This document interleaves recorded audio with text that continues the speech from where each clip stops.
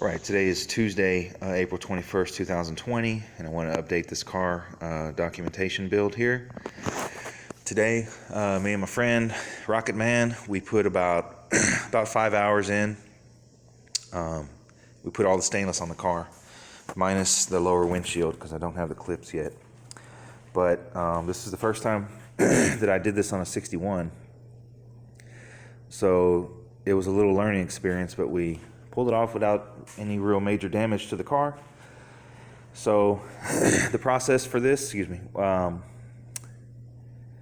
a method to putting this stuff on. So earlier in the week, I put on the quarter panel and the doors. Those are kind of individual. They're not tied into any other pieces.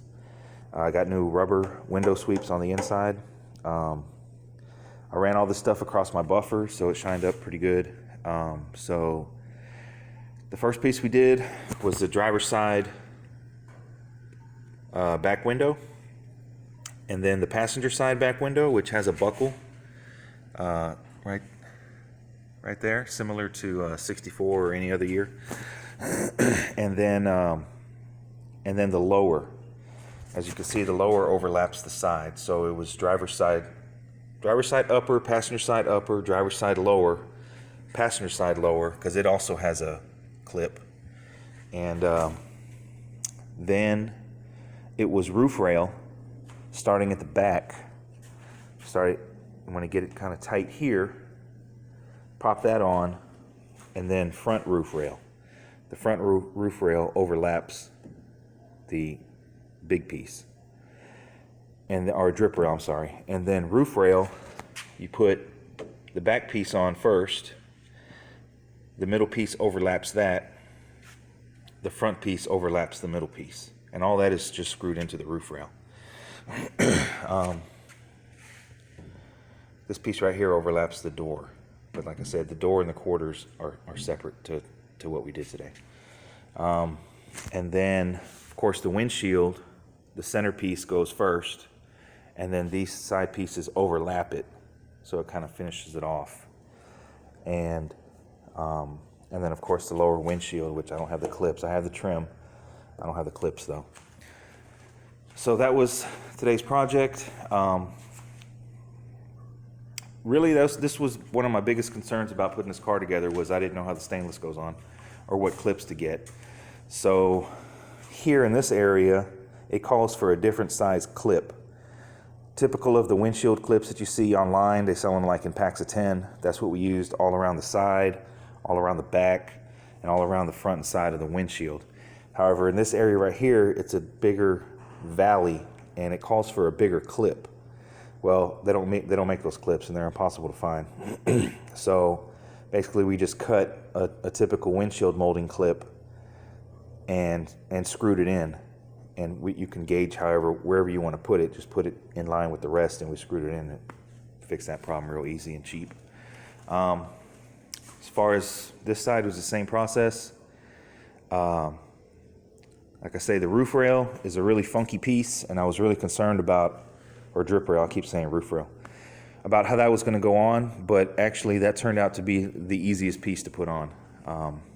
It just start in the back and kind of just walk it around, and it just snaps in place. Now, granted, I took the drip rail down to bare metal during the paint process with the 80 grit on a sanding disc, bare metal, and then when I sprayed the primers and everything, I took it down to bare metal again, so there was no material buildup.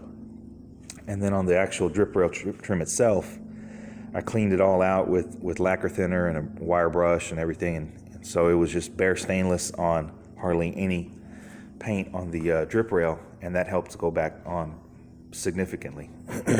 So that's what we did today. All the stainless is on.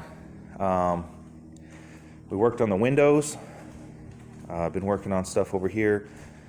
We put new lower channel on both windows. They were kind of rusted out or pitted, not as pretty as the rest. Original window frames cleaned up really good. I just used that steel wool, 0000 steel wool with chrome polish and all the pot metal and everything. Of course, you can't see because it's dark. It cleaned up really good. This is all original glass to the car. Used a razor blade, used some clay bar to clean the glass up, and just spent a few hours doing that, and it all cleaned up pretty good. Good enough to go in the car. Took apart the vent windows over here. Got new run channel. Got my weather strip. And new door handles. Got new vent window frame. All I'm waiting for is the glass, and then I'm going to be rebuilding these and putting them on the car. So next step is going to be all the side glass, and then after that, wiring. We did add an extra antenna on the 64. We did that after drinking a few beers one night, and that came out pretty good. So that was it for today. It was a good day. No major damage to the car. No real chip paint, or really hardly any, none. No major scratches, anything. It really is a two-man job. I mean, you can do it by yourself, but while you're trying to work this area, popping this in, this over here is swinging around, and this one over here is swinging around down here in the bottom, and you can easily scratch stuff. So two-man job makes it a lot easier. But outside of that, it was pretty straightforward after doing it. I did find some one-piece bumper brackets on eBay, so I ordered those. Those should be here for the rear. So we're moving right along. Interior kit should be here hopefully in the next week. Just wanted to update this video, so next step is going to be putting in the side glass. So I hope you guys enjoyed the video, and stay tuned for more.